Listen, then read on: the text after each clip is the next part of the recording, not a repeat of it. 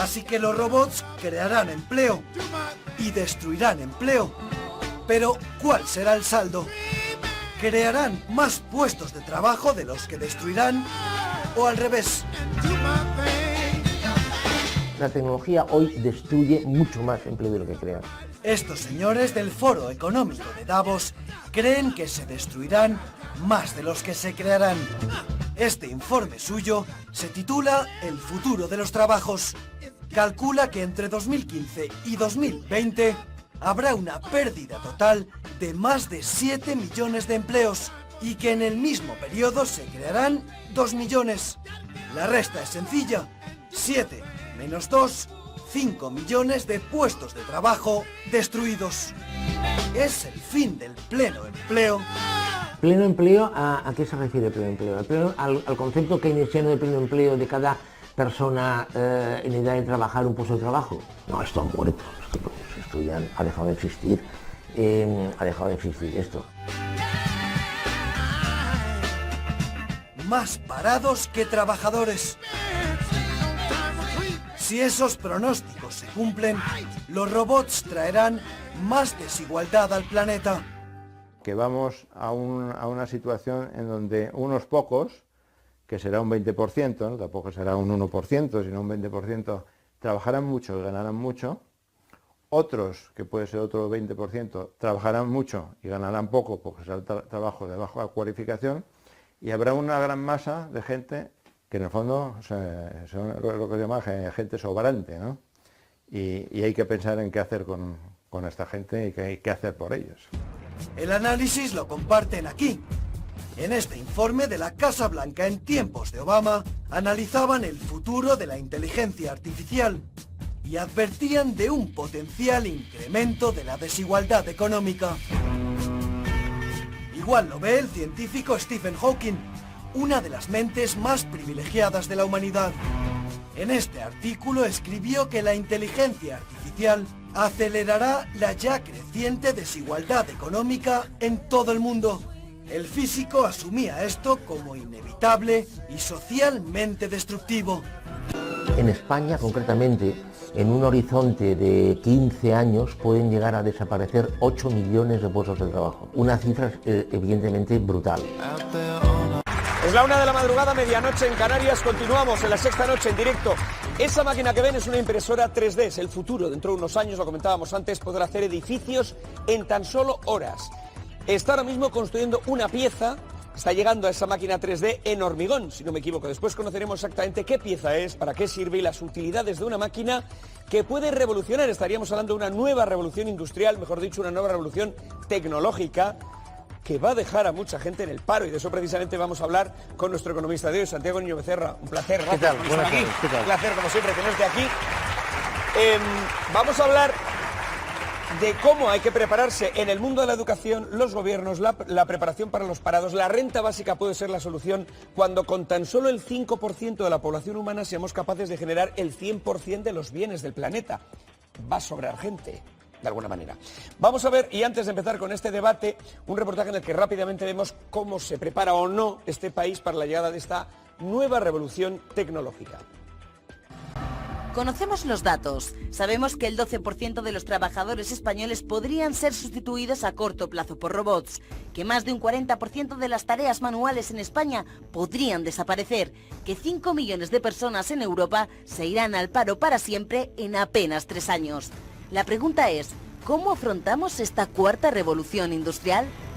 Tenemos que vincular la universidad al mercado laboral. El 47% de las profesiones actuales van a desaparecer. Lo que queremos hacer es que España compita. Competir por arriba es apostar por los nichos tecnológicos. Nuevas tecnologías, innovación. Alumnos que están estudiando carreras podrían trabajar en un trabajo en un futuro que todavía no existe, no está formado. En Europa se habían quedado cientos de miles de puestos de trabajo sin poder cubrir por falta de cualificación en nuevas tecnologías.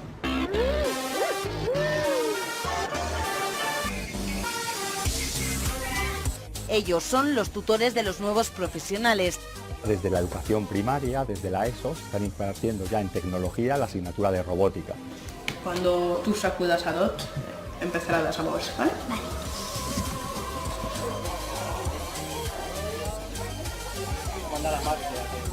que es un poco más alto. La tecnología va tan sumamente rápido que la formación tiene que ser una formación directa, es decir, en vena.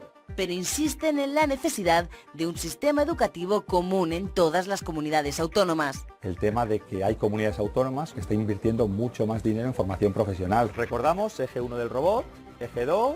Nosotros estamos trabajando con las empresas punteras del sector. ¿Qué nos demanda la empresa? Pues nosotros le formamos en eso. Esto es una maqueta diseñada para la formación. Y bueno, se podría implementar en una farmacia. En todo el proceso controlamos la producción. En el caso de que no sea el bote correcto o el peso, lo desecharíamos. Desde Europa advierten, son malos tiempos para las letras y el momento de las ingenierías. Es que ahora mismo hay alumnos que están estudiando carreras que van a estar obsoletas cuando acaben la carrera. Yo hice licenciatura en Historia y después máster de formación del profesorado y intenté buscar trabajo de profesor de secundaria, pero no había manera. Entonces me dije, voy a estudiar un módulo que es lo que tiene salida, así que poco a poco lo voy sacando. Queda mucha gente fuera que quisiera estudiar robótica. Eso requiere inversión. Hay barreras que hay que superar y otras que se van superando. Este es Da Vinci, el cirujano estrella del Hospital Clínico San Carlos de Madrid. Junto a él, Jesús. Un equipo de La Sexta Noche ha comprobado desde dentro cómo llevan trabajando juntos más de 10 años.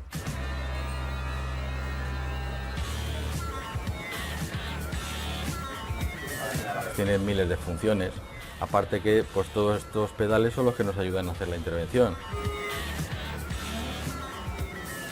No se piensa en los movimientos, son automáticos y prácticamente vas progresando según progresa la cirugía. Estas nuevas tecnologías son el presente. Reciclarse a tiempo siempre es una opción y puede que la única para el 1,5 millones de españoles sin trabajo que supera los 45 años. La parte positiva. En 2020 se crearán 2,5 millones de nuevos oficios. La cuestión es estar preparados. Que cómo la robótica va a tener efecto en la economía y en nuestra vida, por ejemplo, en la automoción, un sector fundamental en la economía española. Construir coches. Bueno, pues en las troquelerías, en las fábricas de coches van a desaparecer miles de puestos de trabajo en España, manteniéndose o incluso aumentando la producción por la llegada de los robots. Esto tendremos que estar preparados para ubicar a toda la gente que va a salir despedida de esas factorías. ¿Cómo empezamos? Para empezar, hace 10 años no sabíamos que esto iba a llegar tan rápido, pero la robótica va a toda velocidad. Sí. A ver, para afrontar lo que vamos a hablar hoy, sí, pienso que es absolutamente fundamental considerar dos cosas. En primer lugar, que hoy es posible generar PIB con 0 personas. 0, ¿eh? Segunda cosa, que es absolutamente imprescindible considerar cómo va a evolucionar la inteligencia artificial, o sea, cuál es el recorrido. Esto lo que nos viene a decir es que la tendencia en el corto, medio, largo plazo, según las profesiones, empleos a mansalva van a desaparecer. ¿Por qué? Bueno, pues porque sean sustituidos por tecnología. Y en segundo lugar, claro, una de las cosas que va a salir hoy, de una forma o de otra, es qué tendremos que hacer, cómo tenemos que afrontar esta realidad, porque eso es una realidad, ¿eh? Bueno, pues de alguna forma esto dependerá de cómo evolucione esta inteligencia artificial. Por ejemplo, hay un desarrollo que se llama DeepMind, que ya conocerás, que es de Google, que lo que busca, de alguna forma, es inteligencia artificial, es relacionar, vincular estas realidades, datos, bases de datos inmensas, para llegar a conclusiones y extraer consecuencias. Claro, la pregunta, ¿no? Es decir, hace 10 años se preveía esta evolución, de alguna forma sí. Recordemos que en 1996 ¿sí? Un ordenador ya ganó al campeón del mundo de ajedrez. Es verdad que fue una partida. Sí. Sí, pero es que en el año 1997 un campeonato, 7 partidas, entre ese ordenador y Kasparov, lo ganó el ordenador. Deep Blue, creo que se llama el ordenador. No, el del 97 era Deeper Blue. Ah, Deeper Blue. Más allá de la profundidad. Ya. Azul más profundo, ¿no? El Deep Blue era el del 96. Sí. Bien, en el año 2011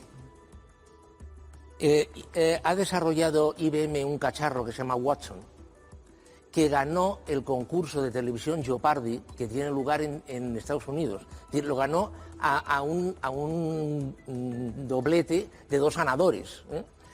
Bien, y esto estamos hablando simplemente de juegos. Ahora apliquemos todo esto a un entorno productivo, apliquemos todo esto a un entorno evolutivo en el que evidentemente esto tienda a evolucionar, tienda a crecer, porque evidentemente se consiguen ahorros de costes. ¿Cómo nos preparamos? Estábamos viendo en ese reportaje como hay algunos centros de formación profesional, algunos centros de enseñanza que ya empiezan a enseñar robótica y a preparar a los chavales para lo que van a ser esas profesiones del futuro. ¿Cómo cambiamos la educación en este país, el sistema educativo? A ver, yo creo que hay 2 caminos distintos. En primer lugar, está las profesiones que tendrán que ser evidentemente hipertecnológicas, formación. Luego veremos cómo se forma la gente. Hipertecnológica, estamos hablando de ingenierías de altísimo nivel, estamos hablando de biotecnología, estamos hablando de tecnogenética, dejando al margen temas morales y cosas de estas.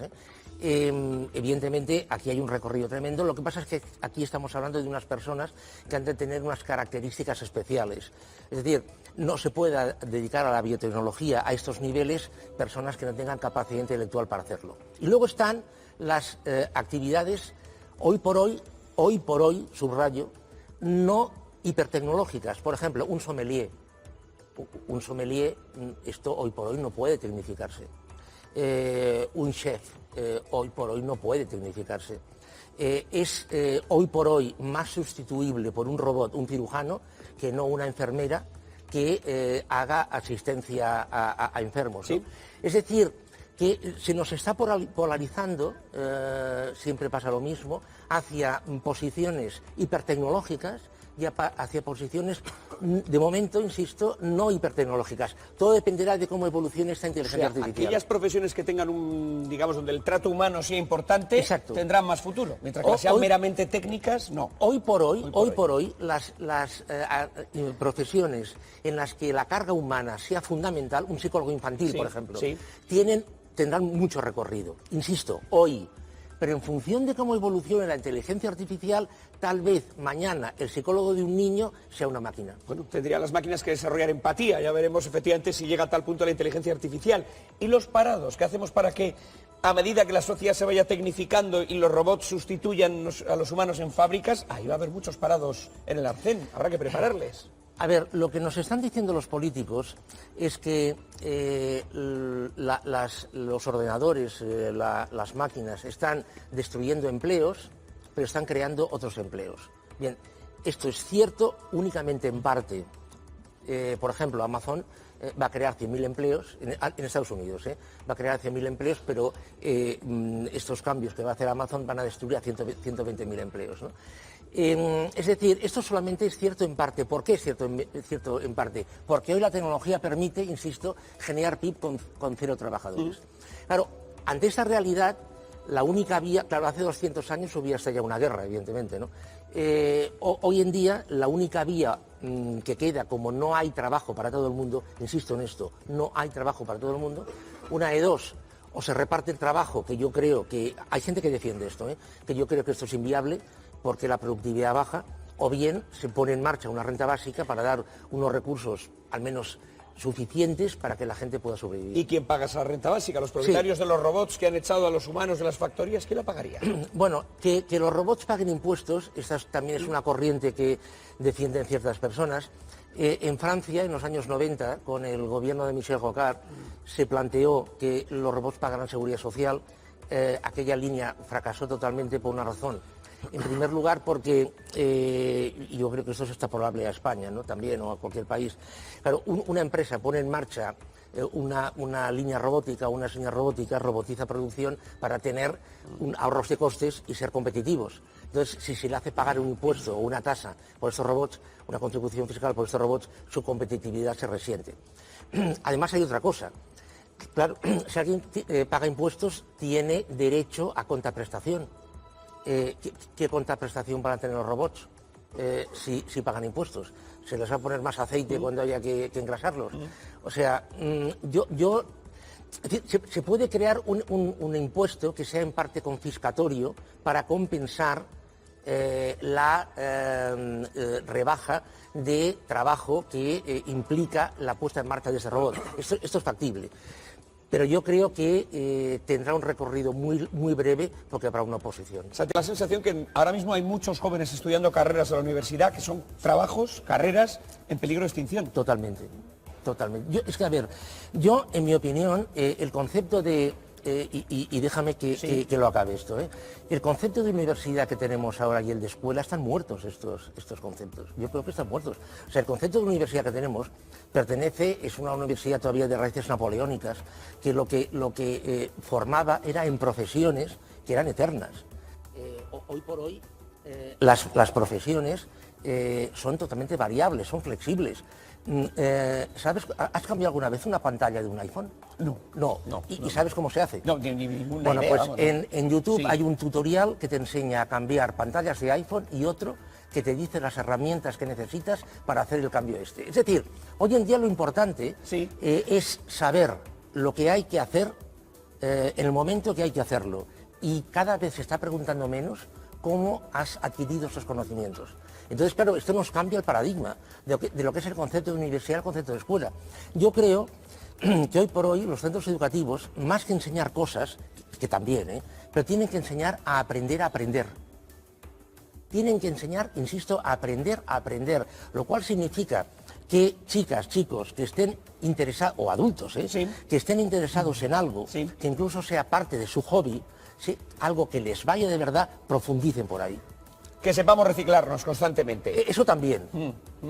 Vamos a abrir el debate. Voy a empezar con Carmen. Adelante. Bueno, yo quería hacerle una pregunta porque, claro, si llevamos, digamos, este planteamiento a un extremo, es decir, se puede producir con 0 personas, la pregunta que nos tendríamos que hacer de seguido es ¿para quién produciríamos? Porque si esas personas no tienen trabajo, porque estamos pintando un mundo sin trabajo. Yo no creo que ocurra así. Al final yo creo que ocurrirá como cuando se mecanizaron los telares de Manchester, que aparecerán nuevas profesiones, nuevos oficios que ahora no imaginamos siquiera. Pero en cualquier caso, bueno, pues esas empresas esas que producen con 0 personas tendrán unos beneficios superlativos y por tanto pues habrá que buscar la manera de sacarle el mayor beneficio para quienes no tienen trabajo a esas empresas. Claro. Las empresas que trabajen, que produzcan con 0 trabajadores, tendrán una productividad enorme, unos costes caerán en vertical, lo cual hará que los precios caigan y estos bienes puedan ser consumidos por quienes reciben la renta básica. Es decir, de alguna forma, porque claro, esto no es generalizable a todo el mundo, evidentemente, porque luego hay otro tema que no hemos hablado, no sé si se conoce, igual lo explico un poco, lo que se llama la paradoja de Solow. No lo hemos tratado. A ver, la paradoja de Solow es una cosa muy simple, parece una cosa muy complicada, pero es muy simple. Es decir, Solow, que es un premio Nobel de Economía, lo que dice es que hoy en día se podrían mecanizar, automatizar muchas tareas, pero que no se automatizan porque la inversión que habría que hacer sería tan salvaje que la rentabilidad no compensaría la inversión que se hace, con lo cual no se automatiza. Voy a abrir el debate. Antes comentábamos el dato de que en unos años el 5% de la población podría hacer el 100% de la producción mundial. ¿Podría crear un agravio a esos ciudadanos de primera y de segunda? Unos pocos que trabajan y unos muchos que, no sé, tendrán que formar parte de una sociedad ociosa. Yo creo que todo está más inventado de lo que parece, pero no sé si conocéis las novelas de Isaac Asimov, Yo Robot, que me imaginaba un mundo tomado por la robótica.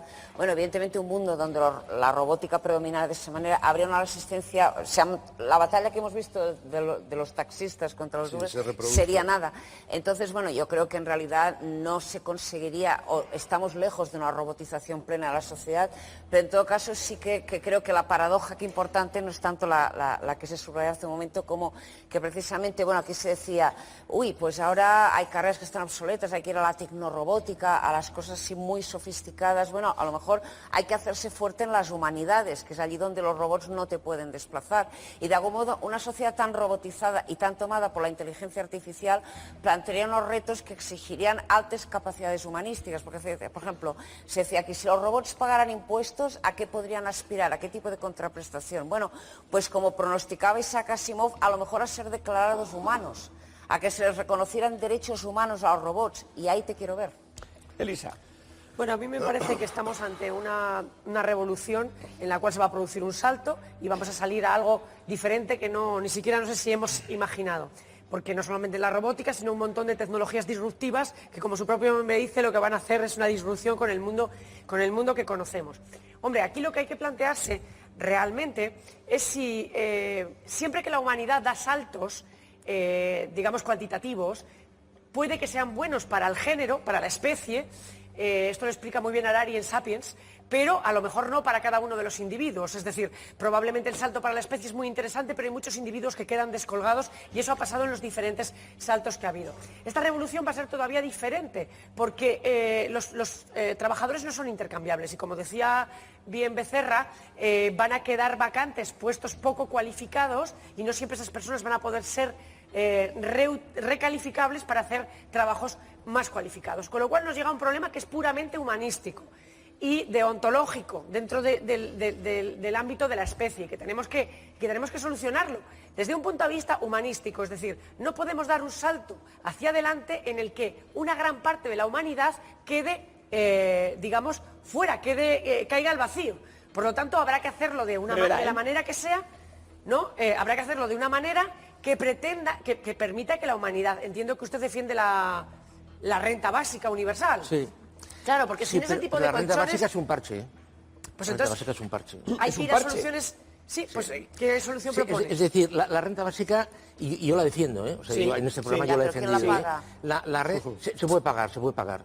Los impuestos de los robots. Es decir, pero la renta básica resuelve el problema durante 10, 15, 20 años. Pero, ¿qué pasará en el 2147? O sea, a ver, si, como dice Rifkin, en algún momento del siglo XXI, para producir el 100% de la producción hace falta solo el 5%, en el año 2200, ¿qué pasará? Sí. Claro, es decir, yo insisto, todo depende de esto. Todo depende de cómo evoluciona la inteligencia artificial. Ya veo este programa presentado por una rumba, sin duda. Te presenta y te deja el plato como la patena. Y no los humanos, sino de forma controlada. Antonio Maestre. Tienes los días contados. Sí. Vasily Leontief creo que decía que había la analogía del hombre-caballo, que decía que por el mismo proceso por el que los vehículos de motor eliminaron al caballo, las máquinas eliminarán la demanda de trabajo de los hombres. Pero yo le quiero preguntar al profesor por el desempleo tecnológico. ¿Cómo funciona el proceso por el cual las empresas con mayor índice o mayor nivel económico pueden automatizar todos los procesos y eliminar puestos de trabajo, lo que además empuja a empresas que no tienen esa capacidad de competir, de automatizar esos procesos y acaba pues eliminando puestos de trabajo o reduciendo salarios y al final los que pierden, como siempre, pues es la clase trabajadora? Claro, es que aquí si tuviéramos otra pizarra aquí al lado, que no la tenemos, habría que hacer una segunda derivada. Imaginemos que esto es la otra pizarra, que es que todo esto pertenece a una galaxia, un decorado, en el que el tercer punto sería la tendencia hacia el oligopolio. Es decir, en un escenario en el que hay empresas que sí que tienen capital para invertir y potenciar su automatización a fin de reducir costes y que pueden desarrollar la inteligencia artificial, se enfrentan competitivamente a otras que no pueden y las absorben o las destruyen, con lo cual tendemos a una situación en la cual hay muy pocas corporaciones gigantescas. Me voy con Antonio y con Roch. Adelante, breves, por favor. Profesor, terrible, ¿no? El futuro que nos espera es el fin del mundo, prácticamente, ¿no? Bueno, se puede ver desde otro punto de vista. Bueno, ya veremos, pero yo no pensaba que iba a ser tan pronto, porque están hablando de 3 años... Porque, claro, todo el sistema económico nuestro está montado en que alguien hace algo, alguien produce algo porque alguien lo va a comprar, se va a beneficiar y lo va a comprar. Pero, evidentemente, si no hay nadie trabajando, ¿quién va a comprar? ¿Usted cree realmente que vamos a ser tan tontos la especie humana de crear unas máquinas que al final lo que haga sea destruirnos a todos los humanos? ¿Has visto Matrix? Bueno, eso se llama bomba nuclear, hace tiempo que ya tenemos unas cuantas. Bueno, pero la bomba nuclear se hace precisamente para que unos y otros no se destruyan. Adelante. A ver, esto es una tendencia, ¿eh? O sea, decir, esto no quiere decir que llegará un punto en que cero personas en el planeta harán el 100% del PIB, porque esto es absolutamente insostenible. No, pero cuidado. Esto, insisto, lo que quiere decir, a ver, yo no me imagino, porque evidentemente nadie lo compraría, yo no me imagino un bolso de Valentino que lo fabrique un robot. O sea, no me lo imagino. ¿Quién lo fabricará?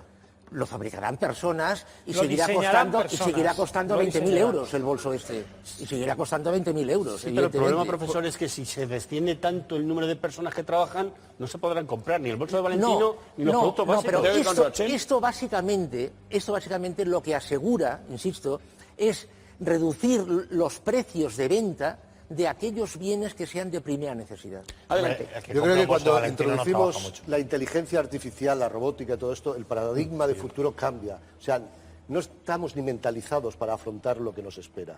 Es decir, que creo que, antes decía usted que las universidades ya no sirven, yo creo que ya nos servimos nosotros casi para entender ese futuro que van a vivir otros. Nosotros lo podemos imaginar, pero no creo que podamos diseñarlo. Es más, hay una carta que firmó entre ellos varios científicos, unos 1000, que lo firmó Stephen Hawking, advirtiendo que se pueden convertir los robots en nuestros enemigos, que es un poco lo que se ha hablado aquí, que depende de cómo se controle esa inteligencia artificial, se pueden volver en contra nuestra.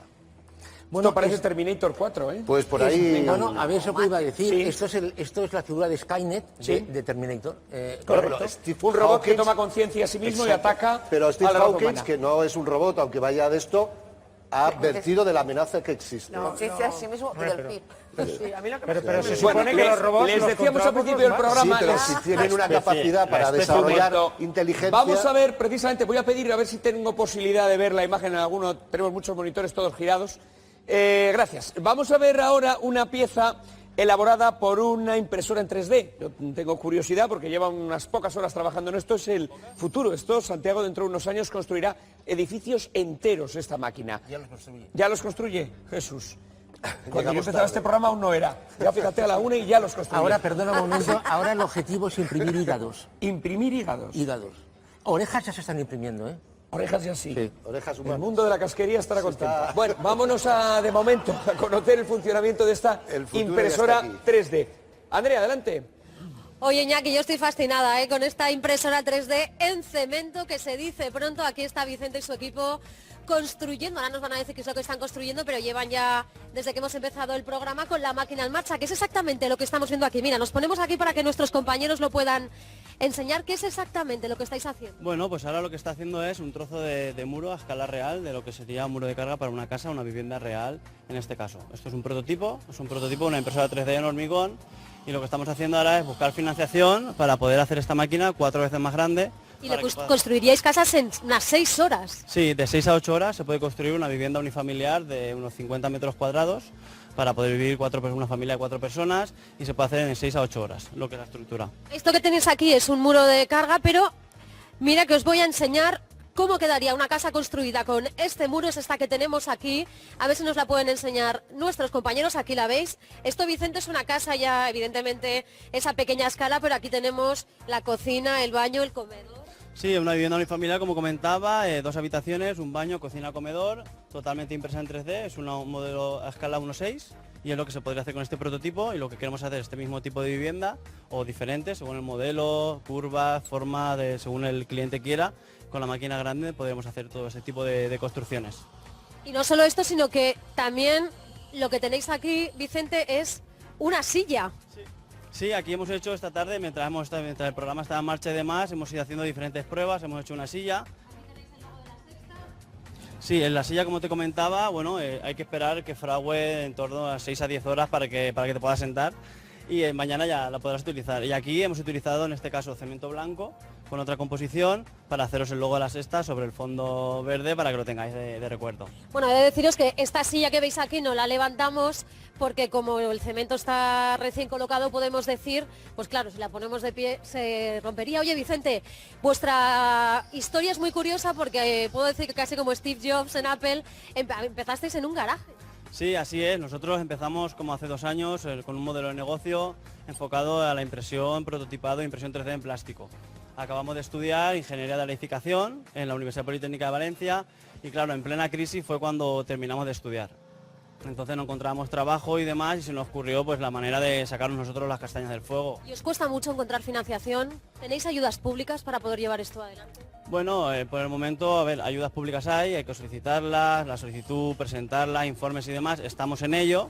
Es un poco más costoso, pero a ver, las haylas, para hay que pedirlas y demás. También está, por otra parte, financiación privada, que se puede conseguir también es un poco más costosa, porque hay que conseguir convencer de tu producto, de la viabilidad y demás. Pero bueno, existir existen. Y ya por último, Vicente, ¿cuánto tiempo calculáis que necesitáis para que esta máquina sea una realidad a gran escala y, como dices, se puedan construir esos edificios de 50 metros, esos pisos? Bueno, pues con una buena financiación pretendemos que de 8 meses a un año tengamos la máquina grande y podamos imprimir la primera casa. Bueno, pues lo veremos aquí en La Sexta, cuando tengan esa financiación. Allí estaremos para ver cómo se construyen, Vicente, esos pisos. Muchas gracias. Aquí dejo la máquina trabajando. Bueno, muchas gracias. La verdad que sorprendente es el futuro, el I+D+I, ese I+D+I al que nuestro gobierno le hace tan poquito caso ahora mismo y que puede significar el futuro para la economía de este país. Y como bien decía Santiago Niño Becerra, el próximo paso es, a través de esas máquinas 3D, crear órganos para trasplantes, crear córneas, corazones, hígados, etcétera. Que no le den financiación a ese señor. Nos van a destruir a todos. Bueno, que no le den financiación. Si él no lo hace, resulta que la tecnología nos va a destruir por lo todos, menos que no es una le den empresa financiación. española. Hay una cosa que no, Sí. no ha dicho, no sé por qué, pero en Rusia, que es algo parecido, ya se han impreso módulos habitables, también en 8 o 9 horas, $12.000 cuesta. Pues fíjense ustedes, lo barato que puede salir la casa. Esta es una de las cuestiones, la tecnificación de la sociedad es uno de los temas que aparece precisamente en este libro, Mails, de Santiago Niño Becerra, donde ustedes han planteado cuestiones que el profesor ha contestado. Como siempre ha sido un placer, Santiago, tenerte aquí con nosotros y hablar de este tema que nos interesa mucho.